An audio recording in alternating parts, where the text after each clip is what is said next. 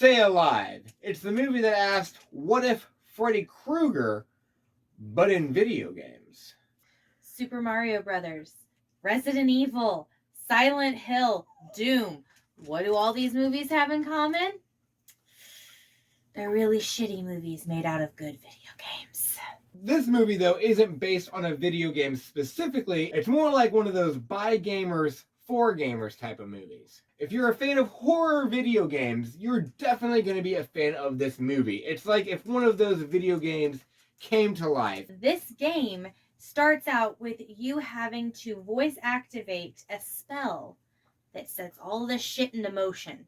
They literally sit there and in the creepy, most monotone, you're a monk in the middle of a cathedral, they start reciting, "Come to me, clouds.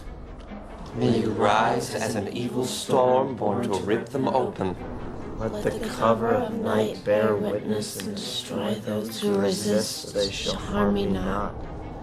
Let the blood of many cleanse me, preserving beauty eternal, I pray you."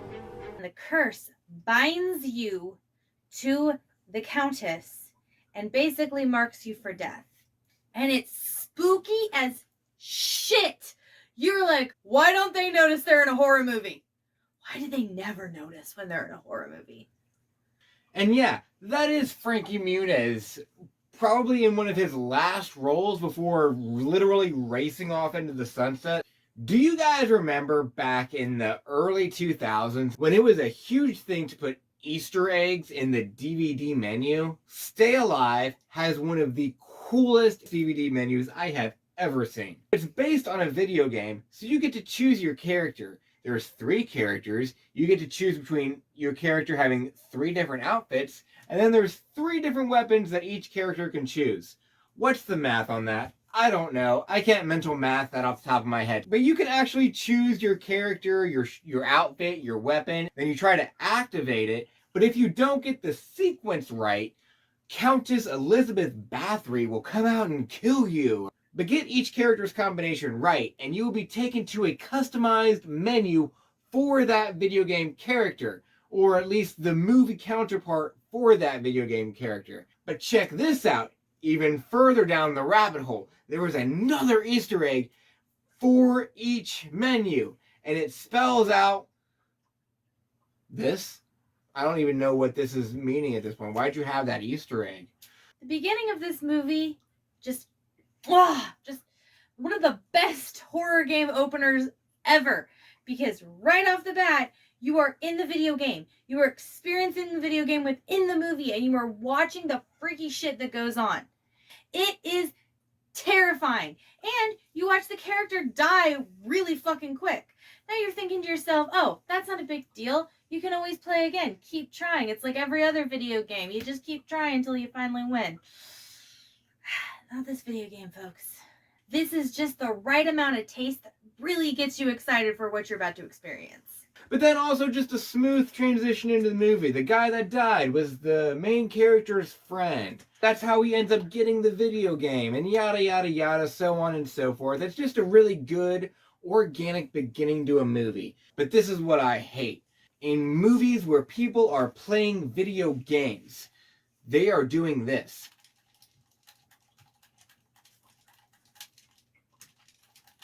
That is nonsense. People who play video games know that is some movie prop nonsense. In Stay Alive, they are playing video games and they are talking into their headsets, which at the time of this movie being made, doing the whole headset video game was very early on. It looks like they're sort of actually playing the video game. Yes, it gets into those action-y points where they're like super hyper intense, but the video game actually reflects that with their actions. It is intense moments of the video game where they would be doing these hyper movements and such, and not just walking around. However, though, when they start playing the video game, it is not like a video gamer.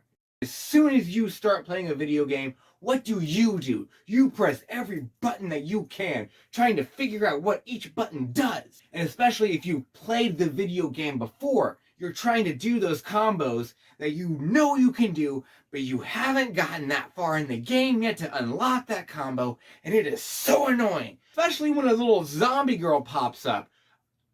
I don't know. I feel like every one of them should have been figuring out, oh, what button does attack do? But they're all just like, oh, I don't know, man.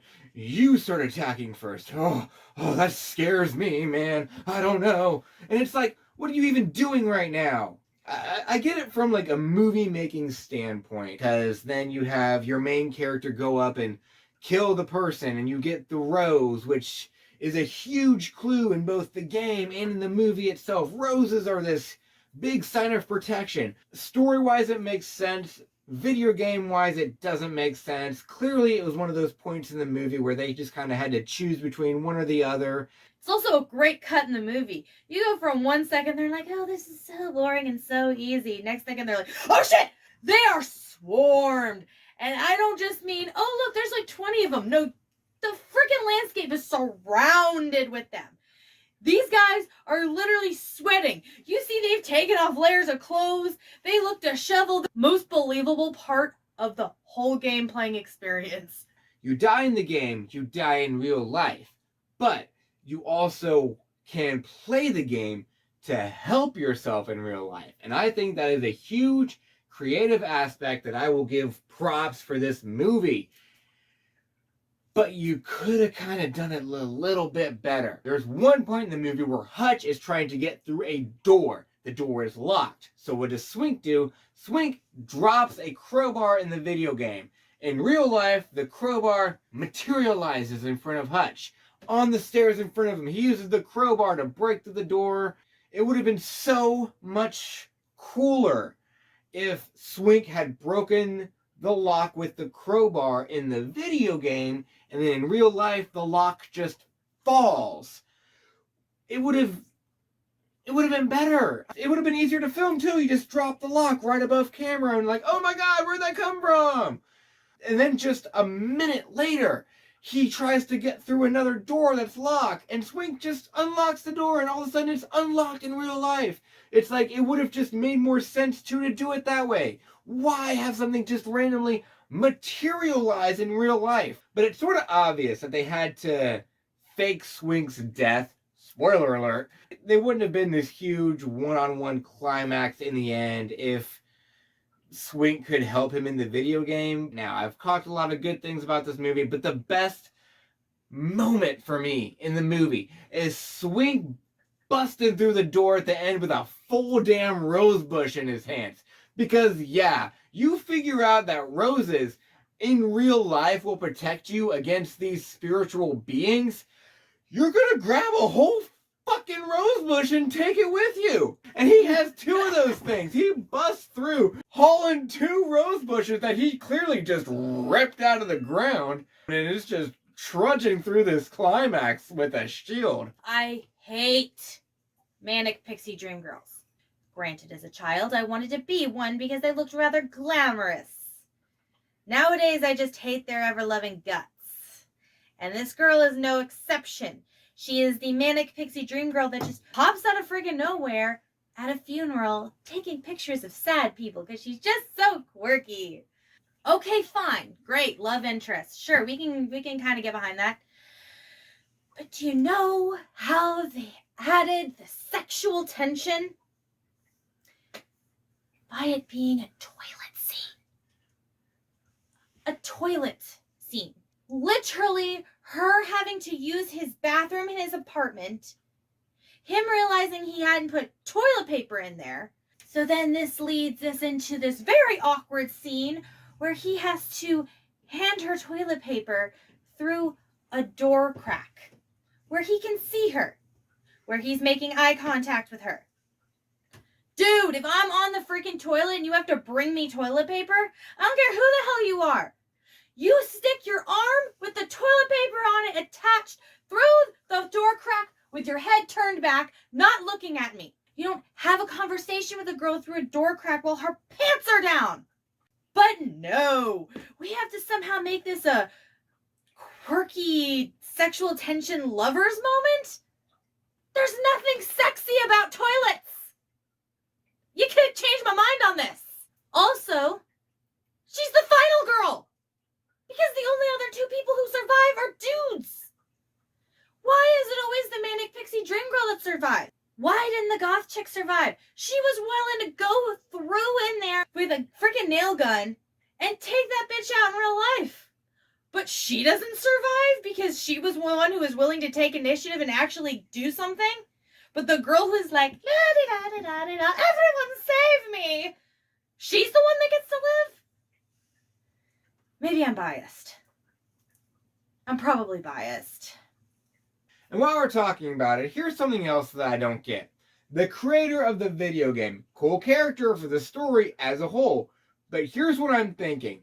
1, he lives on the estate that was Elizabeth Bathory's house. Has the graveyard that was in the video game. That was his backyard. So this random video game creator just bought this mansion with this huge old graveyard, just a vast amount of real estate in New Orleans. That can't be cheap. And there was a tower in the back with a dead body in it, right? He modeled the video game after all of this stuff. That means he would have known that there was a dead body up there in the tower when he was talking to them at that point in the movie, because he had already developed the video game. So why did he act so confused? Did he know that he was putting a spell into the video game when he did this stuff? Or was he possessed by her? That would make sense if he was possessed by her, but then why is he just now dying? And did he code the whole game himself? You're just one damn dude. It's been a whole decade since Grand Theft Auto 5 came out, and we're still waiting on 6. That's a whole development company, and this is just one dude being like, I created Resident Evil by myself. What's going on here? And I'm on a roll. I'm going to talk about things I don't like for a second. The cops in this movie are horrible. They're just written horribly. They're acted horribly. All I'm trying to tell you is that someone is tracking this game. That's not even possible. Yes, it is. Sir, technically anybody can Shut hack up. into it. See what's got you so scared? I don't think you... Shut up! At least one of them gets their head ripped apart at some point in the movie, so at least there's some catharsis in that for me. At some point, they just disappear in the movie, too. It's like you had the curse, and you had the cops. You walk off into the sunset at the end of the movie, but what about the cops? The main character is the lead suspect in this open investigation where one of the cops had their head ripped apart. And you don't tie up that loose end in your movie? That doesn't make any sense. So the video game, it was literally the last thing that the 3 main people who died at the beginning of the movie played, and then the last thing a bunch of the people that we were watching now played, and the last thing that the cop played, yeah, that wouldn't be released. That's evidence. It's in a box somewhere, never to be seen ever again. I don't care if there's some spooky ghost mumbo jumbo that she did in order to get the video game released. If that was the case, video game developers would be going after her going, hey, you can haunt my game, just get it released so I can get my shit on the market. And you want to know what would have made it a lot better? They could have simultaneously killed the Countess in the video game and in real life. Everyone's good to go. The Countess is dead. You know, let's go off and enjoy our lives. But like I said, it's a great movie. Frankie Muniz acted so good in this movie. And some of the visuals in this movie are just creative. It has one of the best time lapses that I've ever seen in a movie. Because it's right after such an emotional scene of one of the main characters, the comic relief up until that point. They kill him off, but then they hold on his body.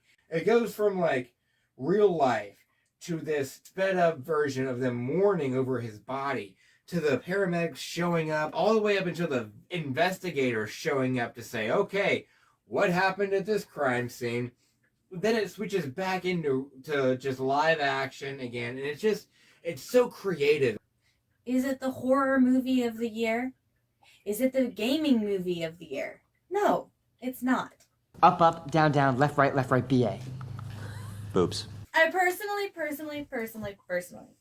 would give it a 6. Because it's a fine horror movie. nothing that would keep me up at night, but it's definitely enough that gives you the jumps and the heebie-jeebies and stuff like that. Other than that, I would say, yeah, it's a 6. Watch it if you're interested. But let's just say a person who is actually a gamer might have a different opinion on that. I'm a casual gamer, but still, I think if you're a gamer, you will at least appreciate this movie and the effort that was put into making it. Visually, it's great, it's low budget, yeah, and so that means you should probably be able to find it for cheap. But overall, I would give it an 8 out of 10. And if you're a gamer, and especially if you're a fan of horror games, check it out. When they first get into the actual video... Outtakes. Silence! Damn my audio! Horror games. Horror games. No. Quit saying horror. Horror. If you're a fan of horror games... That's better. Does it at least sound... Does that sound right? It's closer. It doesn't sound right to me. Horror.